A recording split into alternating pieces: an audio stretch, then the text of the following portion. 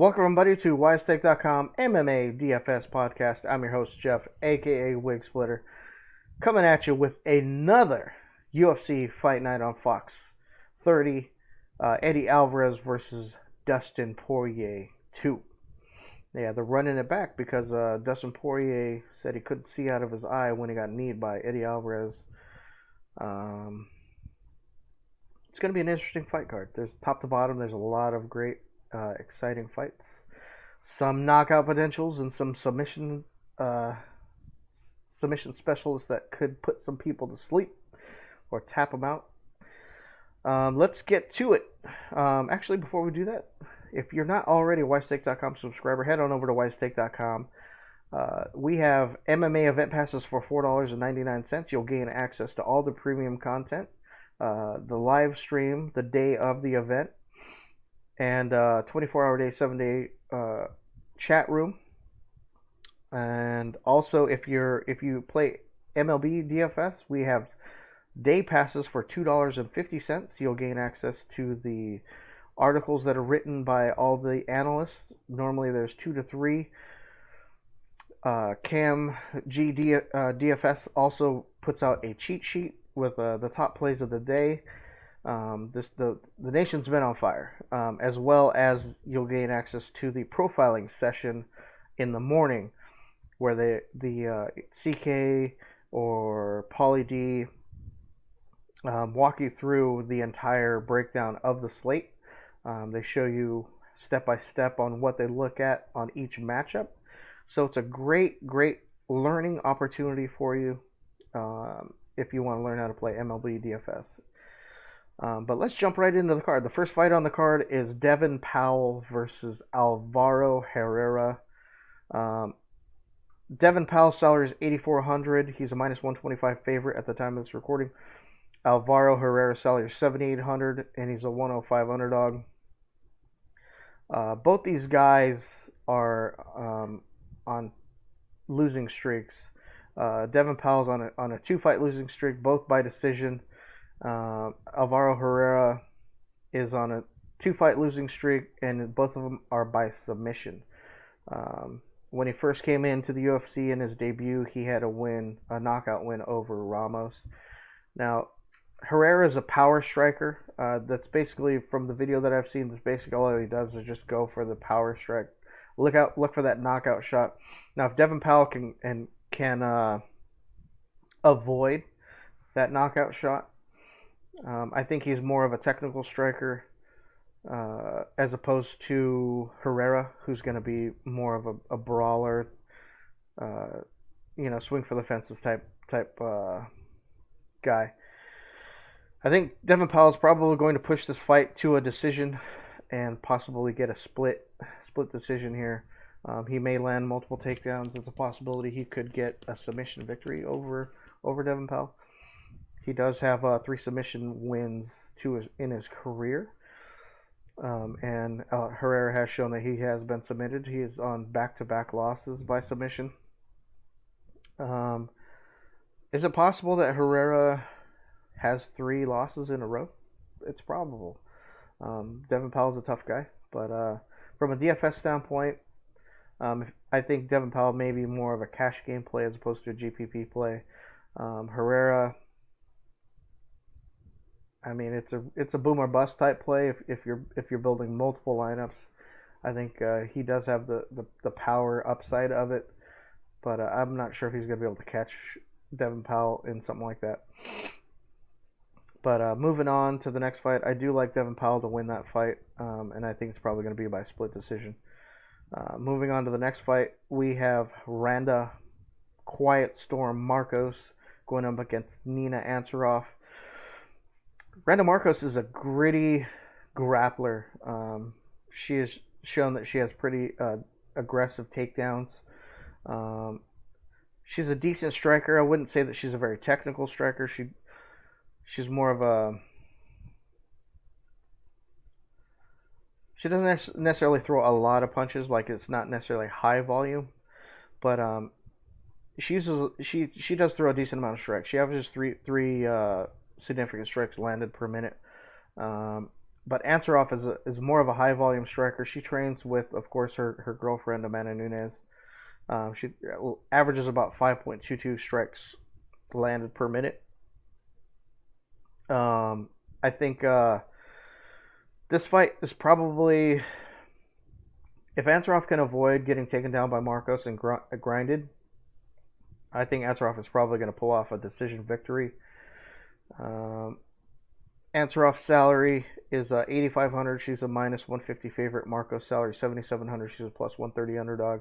If Marcos can't get the takedowns and stay on top control and grind Ansaroff out, um, I I don't see Marcos looking too good on the scorecards. So I think Ansaroff is probably going to pull off a decision victory. From a DFS standpoint, um, I couldn't roster Ansaroff in a GPP without in like any high upside. Marcos has shown she's fairly durable, but Ansaroff has shown that she has power. She does have 4 knockout wins in her career. Marcos has not been stopped by knockout, but there's always a first for everything. But I think Ansaroff may be a safer cash game play if you're going to go that route, but I don't necessarily see like huge upside. Moving on to the next fight, we have Dustin Ortiz versus Matthias Nicolau. Nicolau's salary is 9,000. He's a minus 225 favorite going up against Dustin Ortiz, who has 7,200 salary, and he's a minus 185 underdog. Ortiz is I think he's a live dog in this fight, but I think Nicolau he's more of the well-rounded fighter. He's going to be able to outclass him, and I think he's going to capitalize on Ortiz's aggression with his takedowns, and maybe Ortiz lands a couple takedowns and puts himself in a vulnerable position, and Nicolau catches him with a submission, possibly end of first round, early second round. I like Nicolau for cash and GPP, but keep in mind this is my first look. I'll look more into it, but I do think if this fight does go to decision, and Ortiz is able to keep the fight standing, maybe land multiple takedowns, he could eke out a split decision. But I do like Nicolau for the win, possibly by submission. Moving on to the next fight, we have Alexis Davis going up against Caitlin Chookagian. Chookagian's salary is 8,700. She's a minus 160 favorite. Alexis Davis is 7,500, and she's a plus 140 underdog. Alexis Davis has fought some pretty decent names and won. She's beat Liz Carmouche a couple times, but Carmouche has shown she has a low fight IQ. But Caitlin Chookagian reminds me of Holly Holm. She does that grunting type sound when she strikes. I think it's more of a strategic thing. Even though she may not be landing, it's an audible cue, and the judges hear it as a oh, she's throwing another strike. Oh, she threw another strike. And it's sort of annoying to me personally. I don't like. I mean, it just bothers me to hear it. I think Alexis Davis, if she could get the fight to the floor, she's going to definitely have the advantage.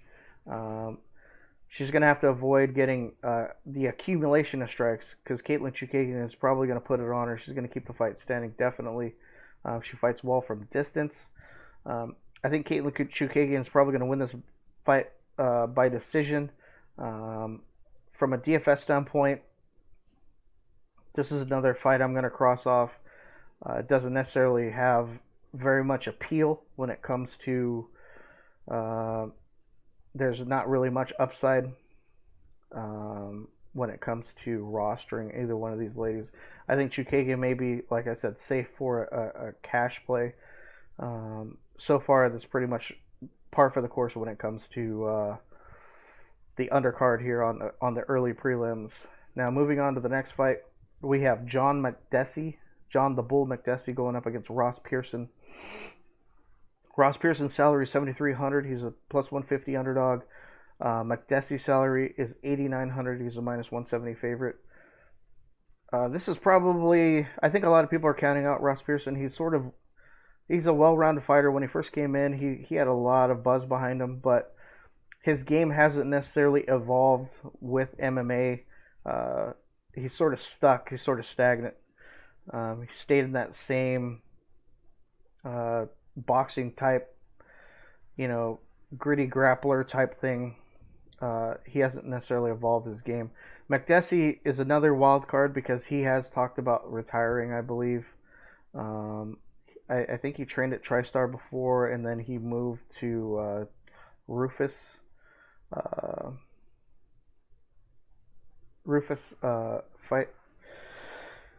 But Makdessi has power. He throws a lot of power. Ross Pearson has been knocked out. He is aging. Um, Makdessi, like I said, he isn't necessarily the most reliable guy. Um, his last fight against Trujillo, he did win by decision. He scored 64 points, and then before that, he got knocked out by Lando Venata in the first round, and then before that, he had a decision victory. He scored 72 points, and then before that, against Yancy Medeiros, he had a decision loss. Um, and then he had a KO loss to Donald Cerrone, and then he had another KO loss to Campbell. So I I think this is this is one of those fights where you sort of if you guess it wrong and you're building one lineup, you're probably going to be pissed off. But I actually like Ross Pearson um, to win this fight. I think he's gonna pull one out of the bag. I think he's gonna let Makdessi, burn his gas tank in the first round. Coming in like a bull, charging forward. I think he's gonna probably fight a smart fight and then just point fight his way to a decision. Now moving on to the next fight in the Fox prelims, we have Gadzhimurad Antigulov going up against Ion the Hulk Kudalaba. Now Kudalaba is a monster. This dude is a freak of nature. Kudalaba's salary is 7,600. He's a plus 145 underdog. Antigulov's salary is 8,600, and he's a minus 165 favorite. Now Kudalaba is going to come in throwing bombs. I mean, he's 2-2 in the UFC right now. He has a decision loss to Jared Cannonier. He also has a submission loss against Misha Serkinov, and then he has a KO. His last fight was a KO victory over Henrique de Silva. But so he's 2-2 in the UFC, and Antigulov he's 2-0. He has 2 submission victories. I think technique is going to trump power.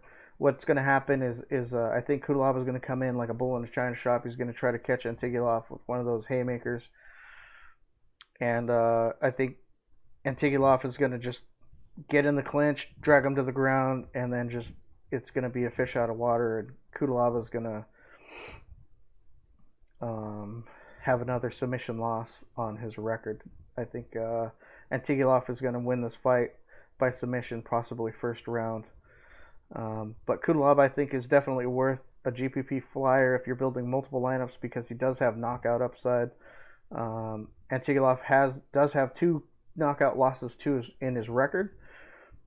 But I think Antigulov is probably the safer play. I think he might be cash and GPP viable.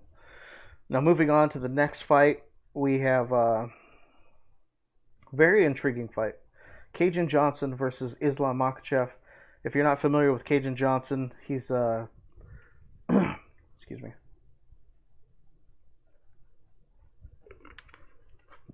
He's one of the leaders of Project Spearhead. If you're not familiar with that, you could look it up. It's basically they want to have even pay for all the fighters, even pay, healthcare. Basically, they want to be able to be compensated for all the hard work that they do. A lot of these guys put in 8, 12-week training camps, and they're not paid until they show up for camp. show up for the fight, which is understandable because you get show money and then you also get win money or bonus money if you get an early stoppage or whatnot. Now, since Cajun Johnson is vocal against the UFC, I think this is this is one of those ones where they're throwing him to the wolves. Islam Makhachev is a Dagestani monster. He's a well-rounded fighter. He has aggressive takedowns. He has solid takedown defense. He has submission upside. He has power. Very solid striker. He has very good striking defense. He doesn't necessarily get hit very much. So I think Cajun Johnson is going to have to keep this fight at distance, avoid the takedown, and not get grinded out. But I think Islam Makhachev is probably going to work his way for the victory in this fight. Makhachev's salary is $9,600. He's a $730 favorite. Cajun Johnson is $6,600, and he's a $515 underdog. Now, it's almost like this is a trap. Like the UFC doesn't necessarily like people talking out against the no corporation or business likes their employees talking bad about them. So they're gonna probably give this guy one of the hardest fights that he's ever gonna have, and it's possible that Cajun Johnson is probably gonna want to fight out of his mind to prove the corporation like, hey, I can beat anybody. I would definitely take a flyer on Cajun Johnson. I mean, at 6,600, it opens up a lot of. If you're building multiple lineups, I think he's definitely worth a GPP flyer, especially with being a huge underdog like that against a guy like Makhachev. I mean, Makhachev is a tough dude, but I mean, if Cajun Johnson, I mean, he's on a 4-fight win streak right now. I mean, again, it's not Makhachev level talent, but I mean, you can't necessarily discount that too much, and especially with him being pissed off at the company, he's probably going to want to do his best out there. But I do like Makhachev. I think he's probably going to pull off a decision victory, probably going to control the fight from start to finish. He's probably going to land multiple takedowns and grind Cajun out. Moving on to the next fight, we have Henry. Hakeem Dawodu going up against Austin Arnett. Now, Hakeem Dawodu's salary is $9,400. He's a minus 390 favorite going up against Austin Arnett. He is 6,800 and he's a plus 320 underdog. Dawodu is when he first came in, he lost his first fight, his debut by submission. He's very athletic. He's a solid striker. Arnett, he lost his fight on Dana White's Tuesday Night Contender Series, and then his debut fight, he lost it by knockout to Corey Sandhagen. I think this is one of those things where they want to basically give Dawodu a solid opportunity to showcase his skills. I think Dawodu is going to have a chance to put on a little bit of a show and prove his work. Excuse me. And at 9,400, I think he's probably going to get a stoppage, possibly first round, maybe early second round, either KO or TKO due to strikes. But I think definitely he's going to win this fight hands down. So I like Dawodu in this fight. Moving on to the next one, we have Jordan Main going up against Alex Morono. Jordan Main's salary is $8,100. He's a minus 110 favorite. Going up against Morono, who's $8,100, and he's a minus 110 favorite. So it's basically a pick'em. I like Morono. I just think Jordan Main has a lot of experience. Don't get me wrong. he has 42 professional fights, I believe, to his in his record. He's coming off of a win, and then before that, he had 3 losses. He had a knockout loss to Alvarez. Um, but I think Jordan Main, he's a tough fighter. Don't get me wrong, but I think Morono is going to be the more aggressive fighter in there, and I think he's going to pull off the win. Even though this is a coin toss, according to Vegas, I think Morono is going to have the edge. I think he's going to be a little bit more aggressive, and then I think he's going to stop Jordan, possibly in the second round with accumulation of strikes. Probably going to take him down and then pound him against the cage. Moving on to the next fight, we have the first fights on the Fox main card. Alexander the Great Hernandez going up against Olivier Aubin-Mercier, the Canadian gangster.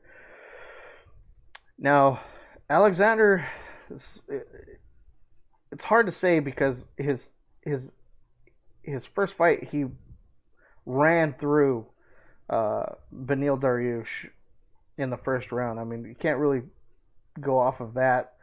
Aubin-Mercier is a very gritty grappler. He's a point fighter, and he has a submission upside. He trains out of TriStar. He reminds me a lot of George St. Pierre. Not that I'm saying that he is, but I'm just saying that he has a lot of tendencies. So I mean, training with the guy, you're going to pick up some stuff like that. This is a very interesting fight. I do like OAM for the win. I think he's probably going to get a submission victory. Alexander Hernandez is probably going to come in, probably throw some bombs, probably put himself in a position where he might overextend, and Mercier is going to shoot in for a double leg, take him to the mat, and just grind him, and just test that cardio. At 8,300, I think Mercier is a solid play.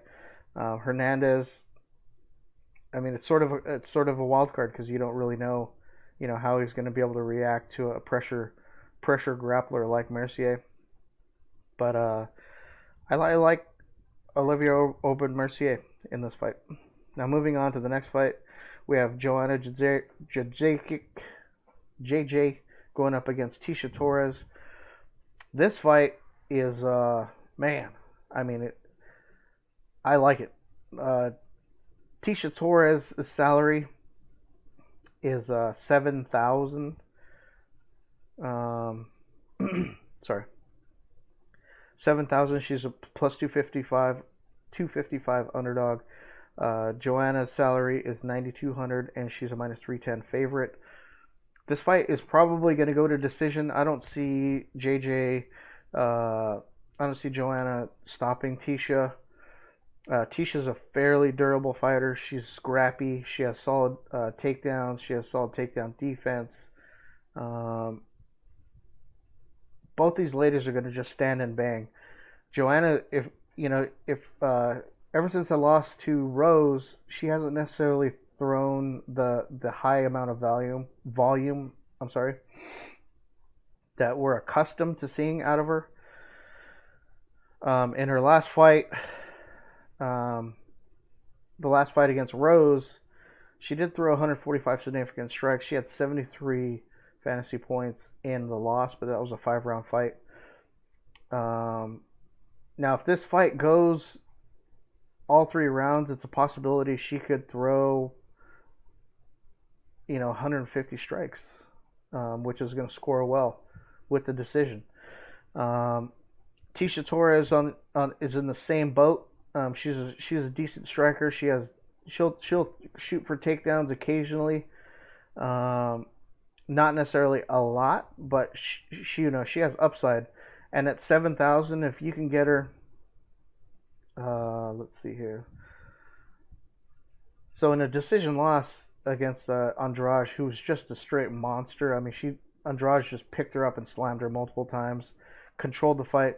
She still scored 48 points in a loss, and at 7,000. I think she has a possibility of maybe taking the, you know, of competing with Joanna, but I don't think she's gonna have the volume that JJ is gonna have. I think JJ is just gonna keep fighting a distance, using her leg kicks.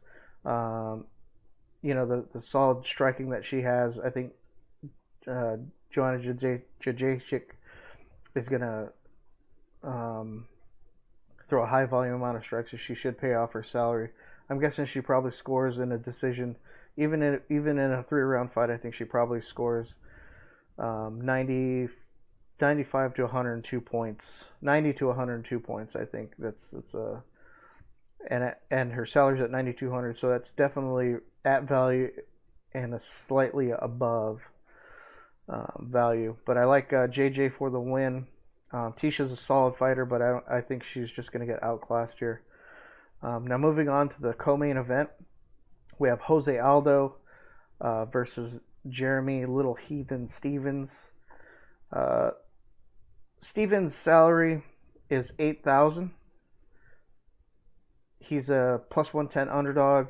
Aldo's salary is 8,200 and he's a minus 130 favorite.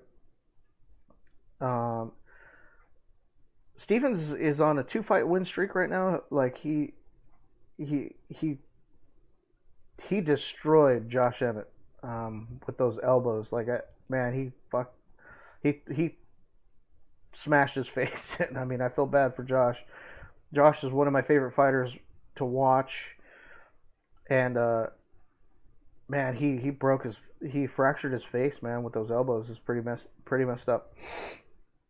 And then before that, he had another KO, second round KO over Choi, and then he had a decision win over Melendez where he just kicked the shit out of his leg. Um, Aldo, on the other hand, is he's coming off of 2 losses to Max Holloway, both by knockout. Holloway just outclassed him. He had before that he had a 5 round decision win over Edgar, and then before that he had a knockout loss to McGregor. Not that I think Aldo is finished, but I don't. I just think these guys' careers are going on 2 different levels. They're going 2 different directions. I'm sorry. I think Stevens is resurging his career right now. I'm going to take Stevens for the win, possibly by knockout, second round. I like Jeremy Stevens for GPPs. Aldo, from a DFS standpoint, he just seems too tentative in there. He's not throwing the amount of strikes that we're accustomed to. He's not throwing the leg kicks that we're used to seeing, those calf kicks. He's just not doing all the stuff that we're used to seeing Aldo do. And I like Jeremy Stevens. He's going to win the fight. I don't see it going to decision. I think Stevens is going to finish him, possibly in the second round. Now moving on to the main events, we have Eddie Alvarez versus Dustin Poirier. Dustin Poirier's salary is 8,800. He's a minus 160 favorite. Alvarez's salary is 7,400. He's a plus 140 underdog. Poirier is coming off of a 4-round battle against Justin Gaethje, and then before that, he had a solid fight against Anthony Pettis, where both these guys were just winging it. And then before that, it was the no decision against Eddie Alvarez. Honestly, this is a tough fight. I think Eddie Alvarez is coming off of a 3rd-round knockout where he basically, dude, he was rocked. I mean, he was. I mean, it was nuts. That fight was just ridiculous because I thought Gaethje was just winging it, and Eddie Alvarez just took it to him, man. He came back and he ended up with that Hail Mary, bottom of the 9th, 2 outs, bases loaded, home run for the win. But I mean, Gaethje doesn't necessarily show that he has the greatest fight IQ. I like Eddie Alvarez in this fight. I think he has GPP upside. I think Poirier isn't necessarily. I'm not saying that he's not a live dog, or I'm sorry. He's favored in this fight, but I think Eddie Alvarez is gonna possibly pull off the upset here. I like Eddie Alvarez for the win. That is my first look preview for UFC on Fox 30, Eddie Alvarez versus Dustin Poirier. If you are not already a wisestake.com subscriber, head on over to wisestake.com. Check out all of the event packages we have. We have Major League Baseball. NFL is right around the corner. NBA is just after that. And MMA is all year round. So take that into mind. Come join us. Let's have some fun. Let's make some money. And as always, be safe out there. Yes.